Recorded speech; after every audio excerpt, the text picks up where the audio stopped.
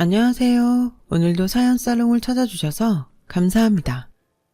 저는 올해 초등학교에 입학한 딸을 키우고 있는 엄마예요. 새삼 딸아이를 키우다 보면 문득 제가 어렸을 때의 기억이 떠오르곤 하는데요.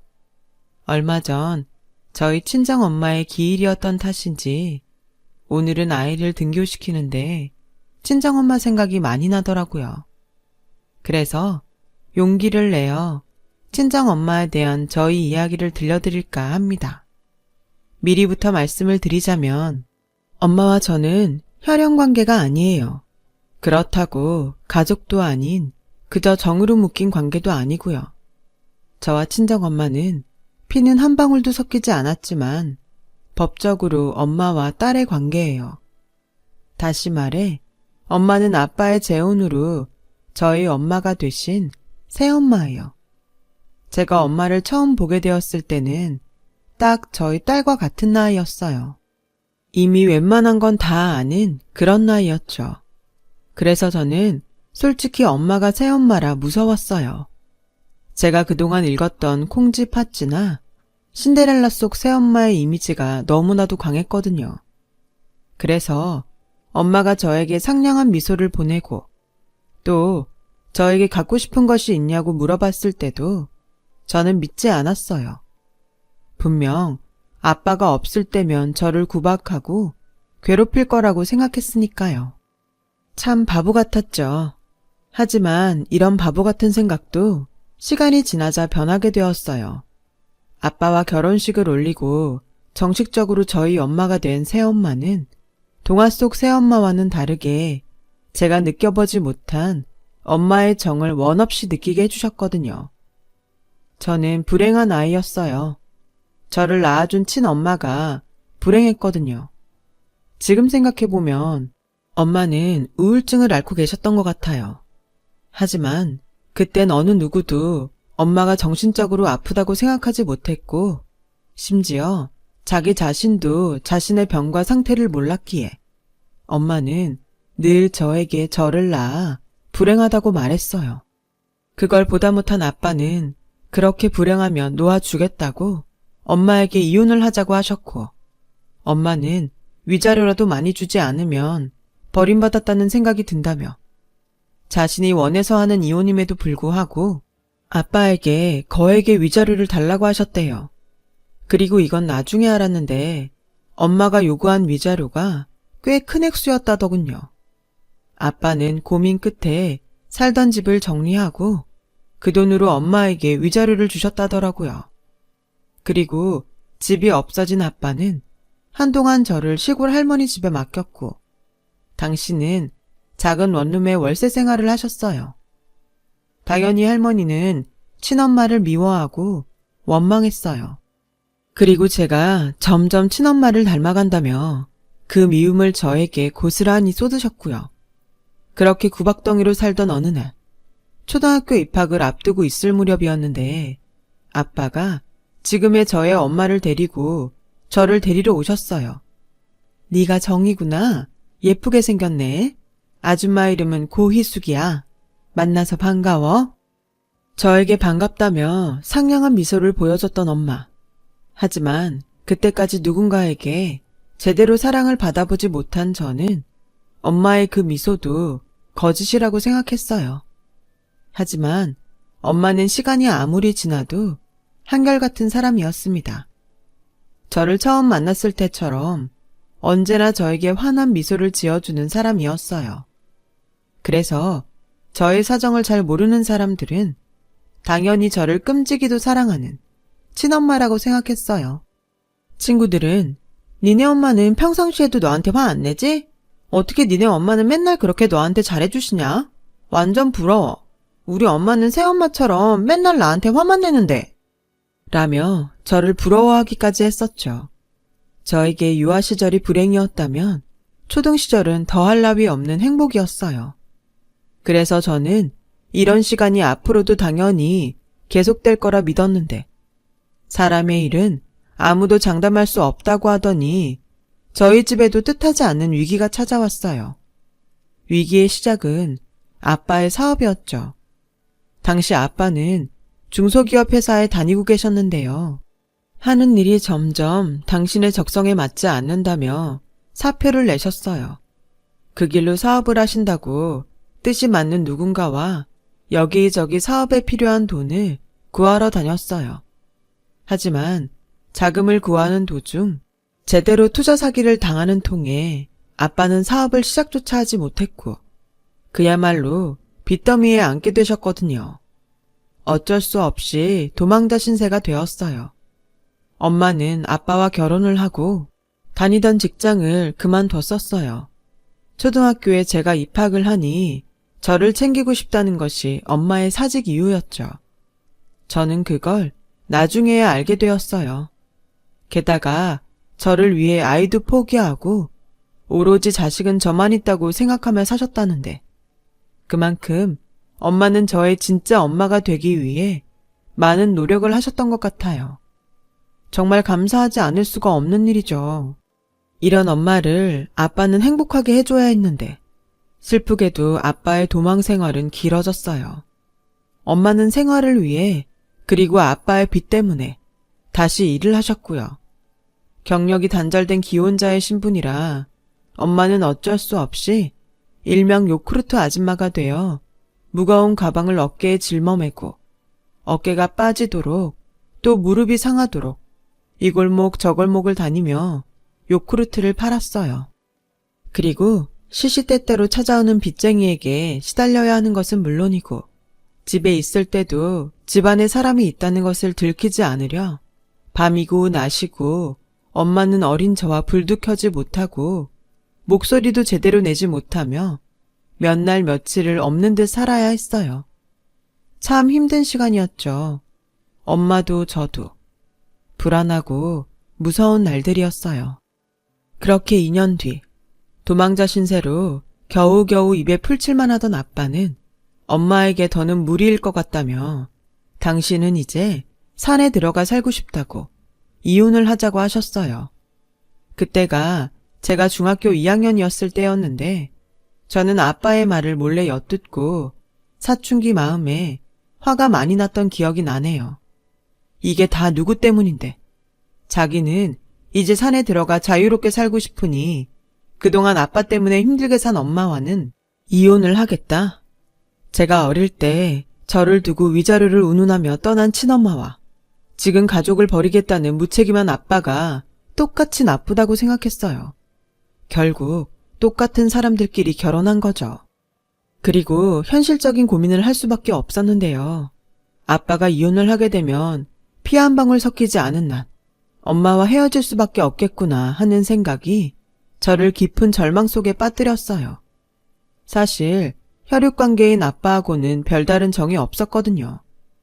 아빠는 항상 바빴고 입에 피곤하다 힘들다 라는 말을 달고 사셨어요. 그래서 저는 청소년이 되었을 때도 아빠와 이렇다 할 추억 하나가 없었고 그에 반면 엄마는 다른 엄마들과 다르지 않게 항상 저를 챙겨주신 것은 물론이고 제가 아무 말도 하지 않아도 이미 모든 것을 다 아는 듯 저의 뒷바라지를 해주셔서 이런 말이 어떻게 들릴지 모르지만 둘 중에 한 명과 살아야 한다면 아빠보다는 엄마와 살고 싶었어요. 하지만 그것도 쉽지 않았으니 그때 저는 어른의 선택에 따를 수밖에 없는 어린 나이였죠.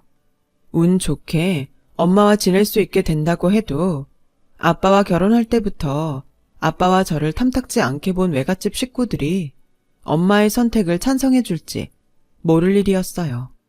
결국 이래저래 저는 어쩔 수 없이 핏줄로 이어진 아빠를 따라갈 팔자였죠. 그런데 일주일 후 저는 그날따라 더욱 우울한 마음으로 학교에 다녀왔는데 무슨 일인지 엄마가 요크루트 장사를 나가지 않고 집에서 저를 기다리고 계셨어요. 아주 큰 가방을 옆에 두고서요. 그리고 저에게 정이야, 엄마가 할 말이 있어. 이리 와볼래?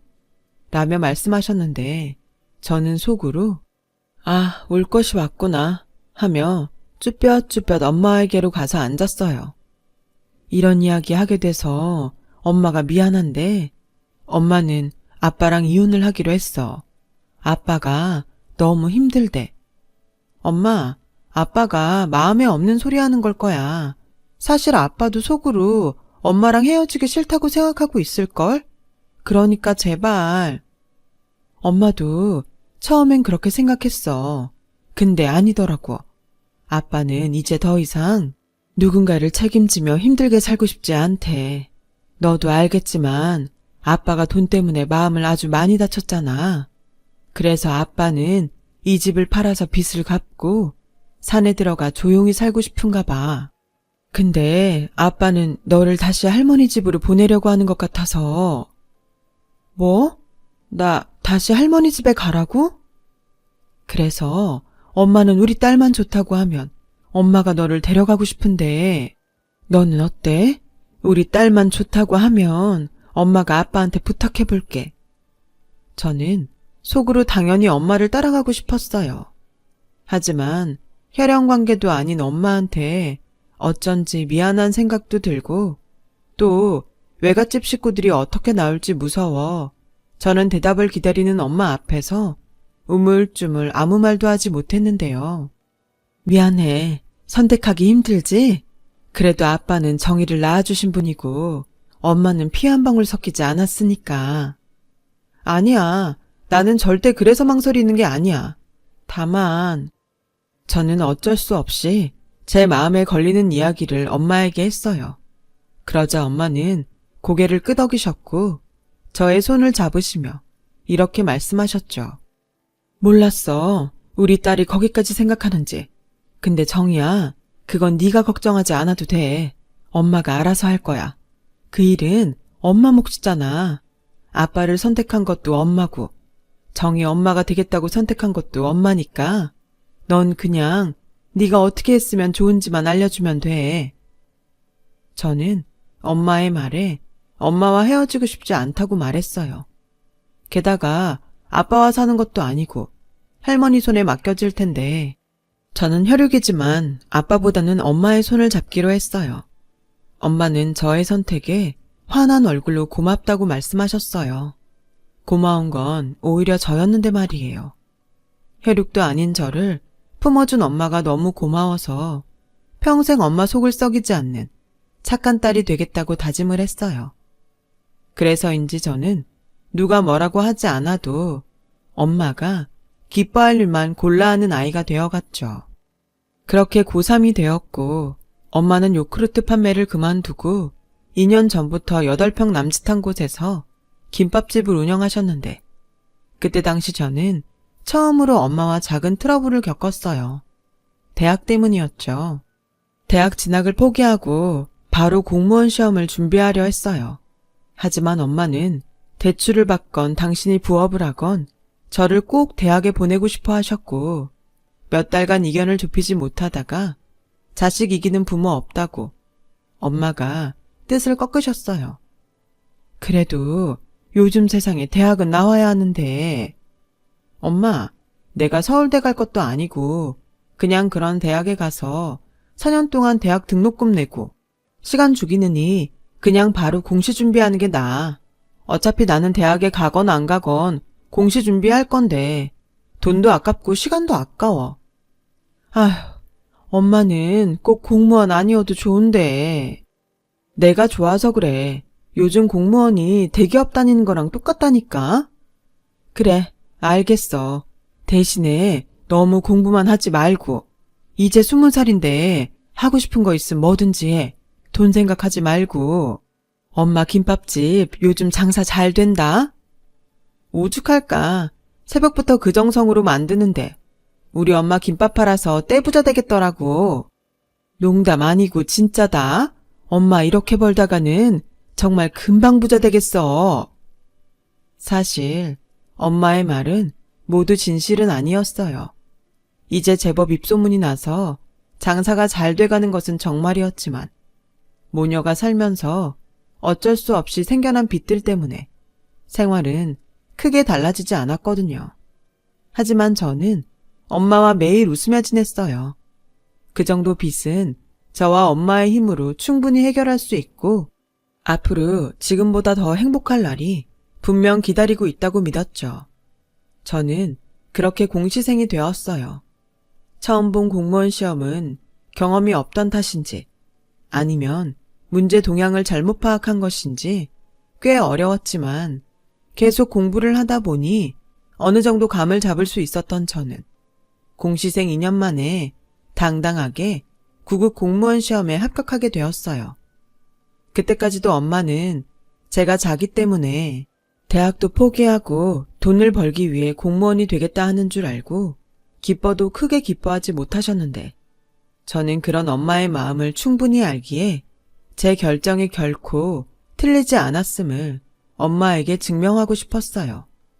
사실 그때까지도 저는 제가 대학에 가지 않은 것이 그리 큰일이라고 생각하지 않았고 오히려 대학을 가지 않고 그 시간에 공시를 준비한 제가 합리적이고 현명했다고 생각했었거든요. 얼마 지나지 않아 대학을 가지 않는 것을 후회하게 되었어요. 그 일의 시작은 저의 첫 연애 때 일이었어요. 노량진 학원에서 공시 준비를 하던 저는 당시 대학을 졸업하고 저와 똑같이 공시 준비를 하던 남자와 누가 먼저랄 것도 없이 자연스럽게 만남을 시작하게 되었고 같은 처지에 같은 공부를 하다 보니 누구보다 서로를 많이 의지하며 사랑이란 감정을 키워나가게 되었어요. 그리고 저는 2년 만에 공시에 붙었는데 남자친구는 저를 만났을 때도 삼수생이었거든요. 뭐가 문제인지 공부는 열심히 하는 것 같은데 계속 시험에 미끄러지기만 했어요.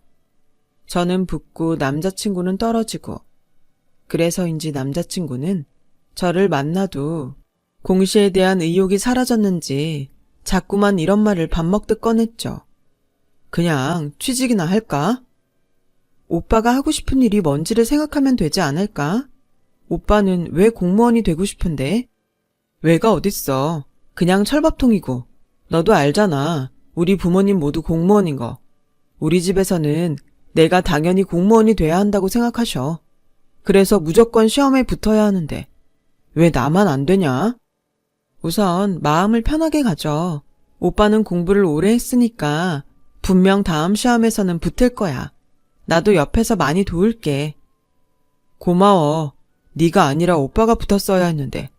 그래야 네 앞에서 폼도 나고 제대로 프로포즈도 하고. 뭐? 우리 나이가 멋이네 벌써. 난 우리가 처음 사귀기로 한 날부터 시험에 붙으면 꼭 너랑 결혼하겠다고 생각했어. 결혼할 것 같은 예감이 팍 들었다고나 할까? 벌써 집에도 네 얘기 다 해놨다니까. 저는 남자친구의 말에 조금 당황했어요. 그때 제 나이가 22살이었거든요. 근데 곰곰이 생각해보면 남자친구는 그때 29살이었기에 저와는 다르게 결혼 생각을 했던 것 같아요. 남친은 시험에 계속 미끄러지다 6번째 만에 공시에 합격했고 이미 사회인으로서 자리를 잡은 저는 남자친구가 공무원으로 2년 정도 근무할 무렵 결혼을 본격적으로 생각하게 되었어요. 양가 결혼 허락을 받고 다른 사람들이 그렇듯 저희도 비슷하게 결혼 준비를 하고 있을 무렵 순서가 약간 바뀌긴 했지만 결혼식 날을 잡고 뒤이어 상견례를 하게 되었어요. 저희 엄마는 처음 사돈될 사람들을 본다고 어찌나 긴장했는지 그날 엄마는 저 모르게 청심환을 2개나 드셨죠. 약속 시간보다 일찍 도착했음에도 남자친구와 부모님 그리고 여동생까지 모두 그보다 빨리 도착해 있어서 저희 엄마는 더욱 민망해 하셨어요. 어서 오세요. 이제야 정희 어머님을 만나 뵙게 됐네요.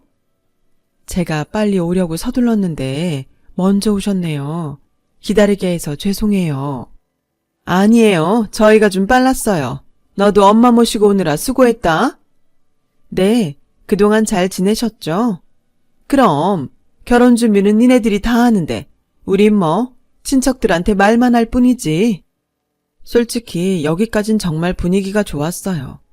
결혼 준비도 수월하게 진행되고 있었고요. 그런데 전혀 예상하지 못한 전개가 시작되었어요. 아시는지 모르겠는데 저희 바깥 양반이랑 저도 공무원이에요. 네, 들어서 압니다. 정말 대단하세요. 뭘 대단까지. 하긴 며느리까지 공무원이라고 하니까 사람들이 좀 부러워하긴 하더라고요. 우리 딸도 내년부터는 공시 준비하는데 우리 딸까지 공무원이 되면 그냥 공무원 집안인 거죠. 네, 사돈처녀 꼭 공무원 붙었으면 좋겠네요. 근데 저기에 제가 다른 건 다 괜찮은데 한 가지만 좀 양해의 말을 구해도 될까요? 예비 시어머니의 말에 식당 안은 순식간에 어색한 공기가 흘렀어요. 그리고 조금 망설이는 듯 예비 시어머니가 시간을 끌자 예비 시아버지는 더는 못 기다리겠다는 듯 먼저 말을 시작하셨어요. 죄송한 말이지만 안사동에서 정희 친엄마가 아니라는 것을 압니다. 물론 그걸 문제 삼을 생각은 전혀 없어요. 하지만 결혼식은 보는 눈이 많은 곳이라 정희 친부모님을 혼주로 모셨으면 합니다. 충격이었어요. 살면서 단 한 번도 생각하지 않은 일이었거든요. 아마 저희 엄마도 전혀 예상하지 못했을 말이었을 거고요. 저희 모녀는 당황했죠. 그리고 저는 화가 나서 저희 엄마가 뭐라고 할 새도 없이 제가 먼저 대답했어요. 오빠한테 어떻게 얘기를 들으셨는지 모르겠는데 저한테 엄마는 딱 한 분이세요. 이런 말 아무리 죄송하다고 하셔도 불쾌합니다. 어머, 너 말을 어쩜 그렇게 무섭게 하니? 우리가 죄송하다고 말했잖아. 근데 결혼식이 말이 나오기 좋은 자리인 걸 어떡해. 게다가 공무원 바닥 좁다. 공무원들이 얼마나 고지식한 사람들인데. 이게 지금은 기분 나빠도 따지고 보면 너를 위해서도 좋아. 그냥 그날만 눈 딱 감고 모시는 거잖아. 뭐 겸사겸사 친부모 근황도 알면 좋지 뭐. 아무리 네가 지금 옆에 계신 엄마만 가족이라고 생각해도 천륜이 괜히 천륜이니? 다 만나게 되어 있어. 맞아요, 새언니. 솔직히 나는 깜짝 놀랐잖아요. 보통 이혼을 하면 친아빠를 따라갈 텐데 어쩜 언니는 새엄마를 따라갔어요? 아무리 생각해도 나는 이해가 안 가. 그쪽한테 이해받을 일 없거든요? 어머, 너 지금 우리 딸한테 그쪽이라고 했니?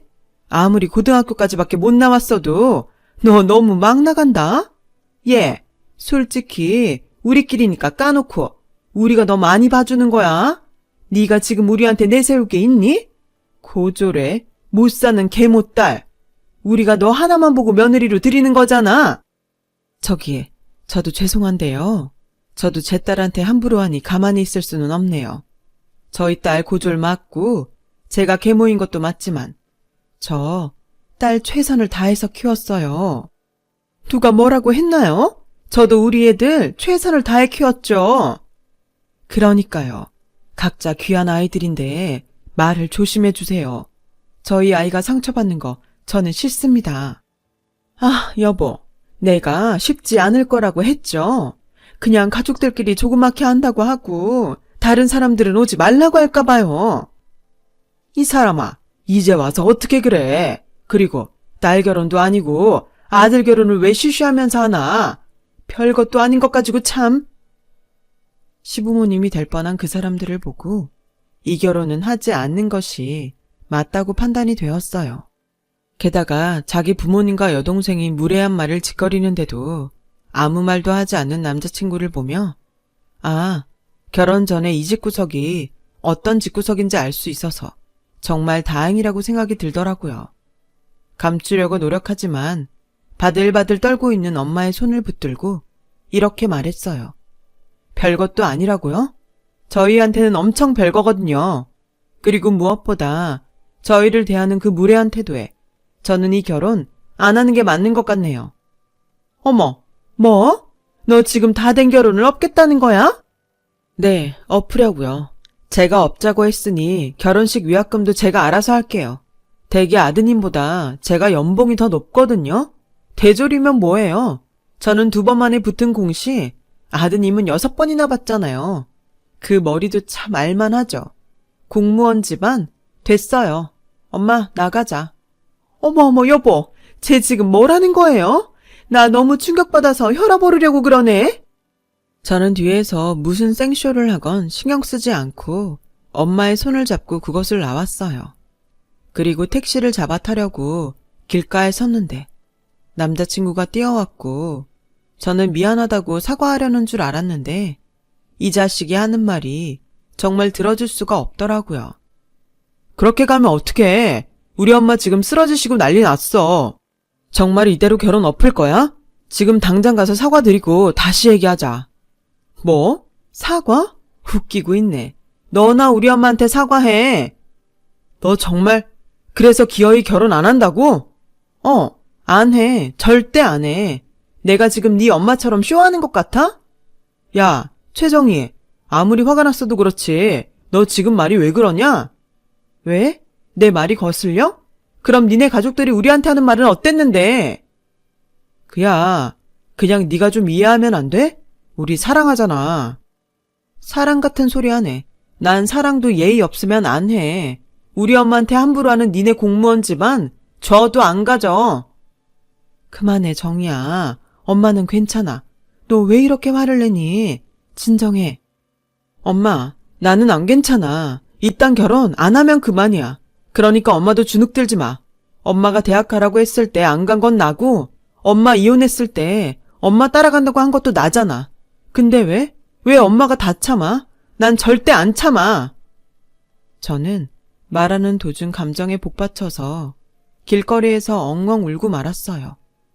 그러자 남자친구는 짜증난다는 얼굴로 자기네 가족이 있는 곳으로 돌아갔고 엄마의 품에 안겨 한참을 울다 겨우 집으로 돌아왔어요. 그렇게 저는 파혼을 했어요. 그 웃기지도 않는 집에선 자기네가 파혼하자고 한 걸로 해주면 문제 삼지 않겠다나 뭐라나 짓거렸지만 저는 싫다고 했어요. 그래서 최대한 떠들 수 있을 만큼 떠들고 다녔고 공무원 바닥이 좁긴 좁은지 한 달도 되지 않아 아는 사람끼리 소문이 돌고 돌았더라고요. 저는 괜찮았어요. 이번 일로 결혼 따윈 하지 않아도 된다는 생각을 하게 되었고 엄마는 그날 이후 계속 자기는 괜찮으니 다른 좋은 사람이 있으면 만나라고 수소문해서라도 아빠라도 찾아 결혼식에 참석할 수 있게 자기가 하겠다고 하는데 정말 진심으로 싫었어요. 그래서 그 당시엔 엄마한테도 화를 제법 냈던 것 같아요. 속마음은 아니었지만요. 바보처럼 착하기만 한 우리 엄마, 이 험한 세상 제가 지키지 않으면 누가 지키겠어요. 그래서 저는 기꺼이 자발적 독신주의자가 되기로 했죠. 그런데요, 세상은 왜 자꾸 제 마음처럼 되지 않는 걸까요? 저희 소문이 돌 대로 돌아 이미 모르는 사람이 없었는데 저에게 다가오는 남자가 한 명 있었어요. 저보다 나이는 조금 많은데 저희 주민센터에서 사람 좋기로 첫째 손가락에 꼽는 사람이었고 처음엔 내가 불쌍해 보이나? 라고 생각해서 그 남자의 호의를 무시했거든요. 그 한결같은 외사랑이 1년이 넘어가자 저도 진심이라는 것이 느껴졌어요. 그래서 아주 조심스럽게 3년이란 연애를 하게 되었어요. 저는 제법 나이를 먹었고 제가 연애를 한다는 사실을 안 엄마는 크게 기뻐하며 이번에야말로 꼭 결혼했으면 좋겠다고 하셨는데 얼마 안 있어 이 남자가 저에게 결혼 이야기를 꺼냈어요. 하지만 우리끼리 좋아도 지난번처럼 불미스러운 일이 벌어지는 것은 싫었기에 은근히 결혼까지는 생각하고 싶지 않더라고요.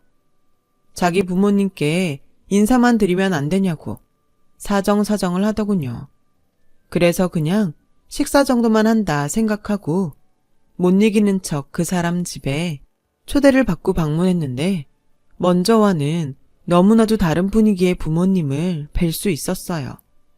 갑자기 집으로 불러서 놀라진 않았어요. 내가 너무 보고 싶어서 우리 아들한테 한 번만 보여달라고 얼마나 졸랐는지 몰라요. 아, 네. 초대해 주셔서 감사합니다. 입에 맞을까 모르겠지만 내가 정성껏 준비했어요. 이리 와요. 당신도 식사하세요. 주인공이 와야 먹을 수 있다고 해서 한참을 기다렸네. 저 사람 요리하는 거 엄청 좋아해서 맛있다고 하면 앞으로 계속 초대할 거예요. 앞으로 계속 오면 좋겠네. 여보, 주책이야 정말. 알았어, 희망사항이야. 참 보기 좋은 부부라는 건 저런 모습이지 않을까 생각되는 두 분이셨어요. 우리 엄마도 아빠랑 끝까지 저렇게 사셨으면 얼마나 좋았을까. 맛있는 음식보다도 따뜻하고 화목한 집 풍경이 너무나도 좋았어요. 그래서 아주 조심스럽지만 또다시 결혼에 대해 고민했죠. 이번엔 저희 엄마도 사위될 그 사람에게 너무나도 호감을 보이셔서 저는 기쁜 마음으로 결혼을 결심했어요. 그리고 정말 감사하게도 지난번 같은 일은 일어나지 않은 채 무사히 결혼식을 올릴 수 있었습니다. 시댁의 허락 아래 남편이 저희 엄마에게 함께 살자고 제안하면서 저희 엄마를 모시고 신혼생활을 시작할 수 있었어요. 언제나 저희 집은 여자만 둘이었는데 남편 한 명이 더 있으니 어찌나 든든하던지요. 게다가 남편은 제가 질투가 날 정도로 저희 엄마를 마치 자기 여자친구처럼 다정하게 대했고, 주말에 제가 비상근무라도 서는 날이면 저희 남편은 엄마를 데리고 바다도 가고 산도 가고 영화도 보며 그렇게 잘 하더라고요. 요즘 아주 우리 엄마랑 연애를 하나? 이번 주에도 어디 맛집 간다며? 자기 당직이잖아. 나 빼고 둘이만 재밌으니 좋겠어. 미안한데 재밌어. 자기는 솔직히 뭘 해줘도 반응이 없잖아. 근데 장모님은 너무 좋아하셔. 막 뿌듯해. 저는 질투가 나서 입을 삐죽삐죽하긴 했지만 사이좋게 잘 지내는 남편과 엄마를 보는 것이 참 좋았어요. 그리고 당신 아들이 저희 엄마에게 잘하는 것을 기쁘게 봐주는 시부모님에게도 그저 감사한 마음뿐이라 잘 표현하지 못하는 저라도 시부모님에게 잘하게 되더라고요.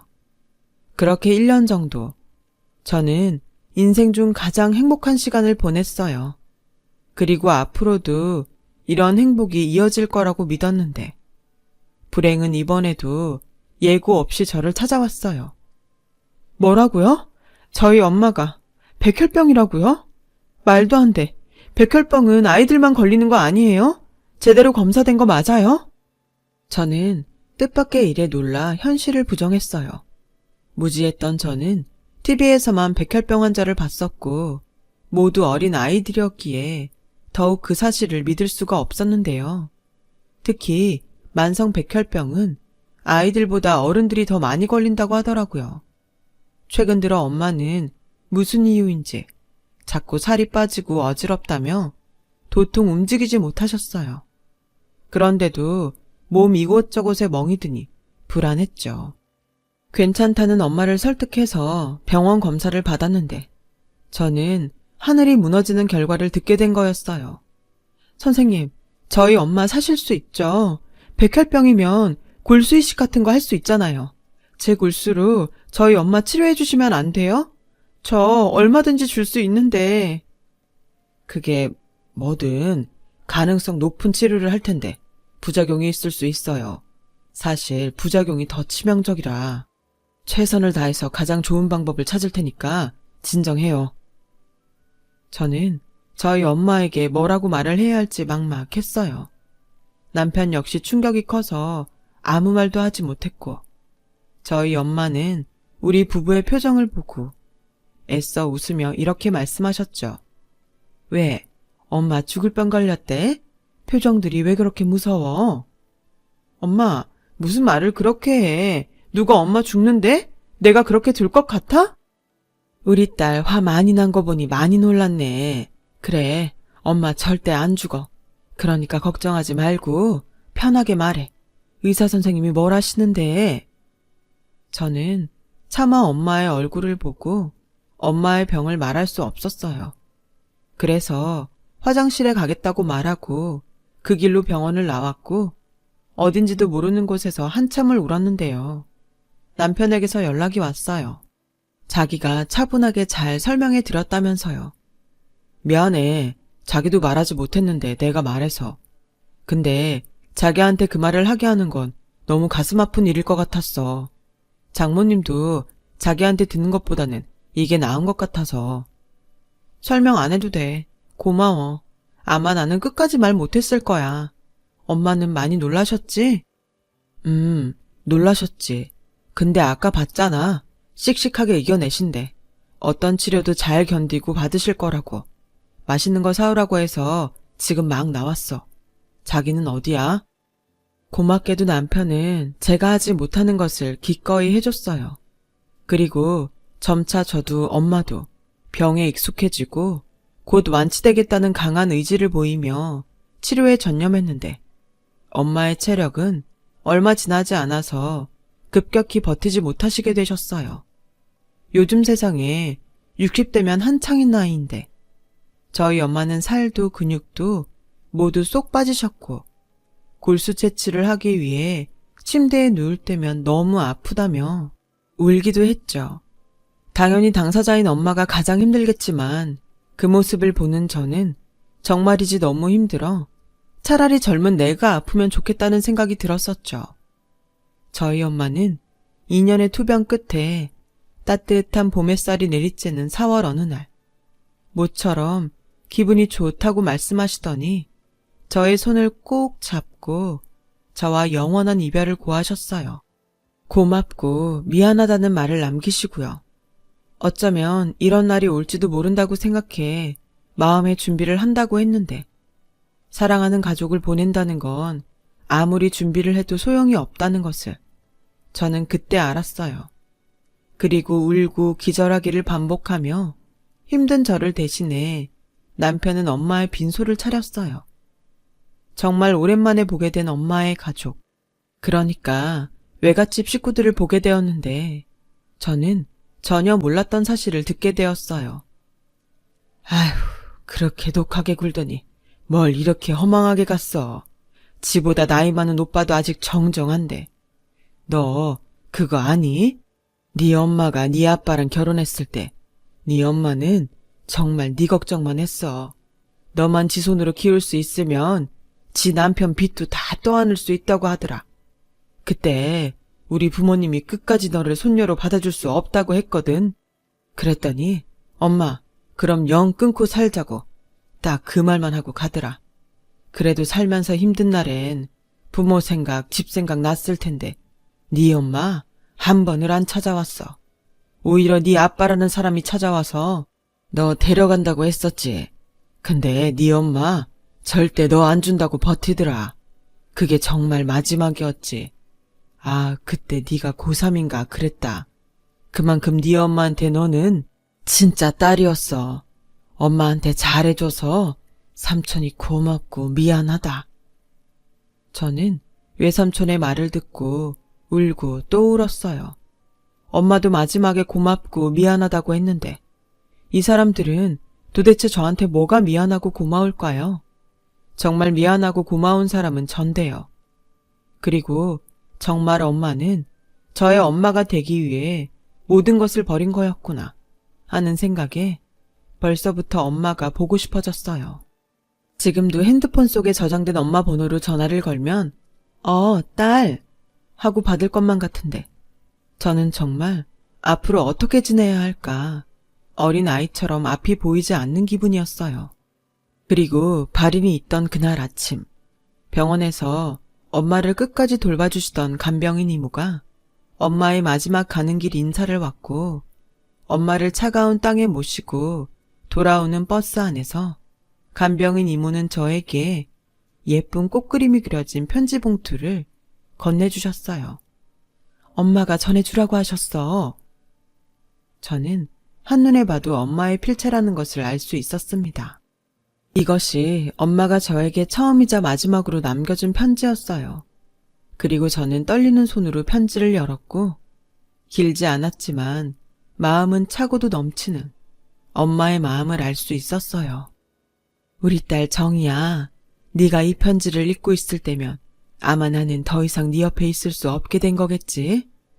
지금은 실감이 나지 않는데 이 이야기를 하지 않으면 그날이 왔을 때 엄마가 후회할 것 같아 몇 자 남겨본다. 정이야, 엄마는 너의 엄마로 살 수 있어서 정말 행복했어. 다음 생이 있다면 그때도 네 엄마가 되고 싶은 만큼 엄마는 진짜 행복했다. 그러니 우리 딸 많이 울지 말고 많이 화내지 말고 엄마한테 미안하다는 생각 눈꼽만큼도 하지 말고 서서방이랑 세상에서 가장 행복하게 살아. 토끼 같은 아이도 많이 낳고 엄마는 잠시 여행을 가는 거야. 그동안 네 걱정 때문에 발길이 떨어지지 않았는데 벼르고 벼르다 이제 떠나는 거야. 그러니 엄마 생각날 때는 울지 말고 웃어줘. 엄마가 너를 낳지 못해서 그리고 진짜 엄마가 아니어서 늘 미안했어. 우리 다음 생에는 진짜 모녀로 다시 만나자. 그땐 엄마가 더 잘할게. 우리 딸 아프지 말고 건강하렴. 사랑한다. 저는 편지의 마지막을 나중에서야 읽었어요. 읽다가 너무 울어서 또 쓰러져 버렸거든요. 엄마는 알까요? 엄마를 만난 그 순간부터 저는 모든 순간이 기적이었다는 것을요. 저는 엄마의 바램처럼 엄마가 생각나는 날에는 많이 웃어요. 함께한 모든 날이 추억이더라고요. 이렇게 멋진 추억을 남겨줬는데 엄마는 뭘 그렇게 걱정을 했을까요? 엄마, 여행은 즐거워? 나는 엄마가 즐겁게 여행하는 모습을 가끔 상상해. 평생 여행이라고는 가는 법이 없었는데. 엄마, 좋은 구경 많이 해요. 그리고 언젠가 우리 다시 꼭 만나자. 우리 그때도 가족하는 거지? 세상에 영원한 건 없는 것 같아요. 지금 당장 옆에 있는 사람에게 고맙다고, 사랑한다고 말해보는 건 어떨까요? 지금 이 순간을 영원처럼 행복하시길 진심으로 바랍니다. 여러분, 사연 댓글에 응원과 현명한 조언 부탁드려요. 좋아요와 구독은 저에게 큰 힘이 됩니다. 오늘도 좋은 일 가득하세요.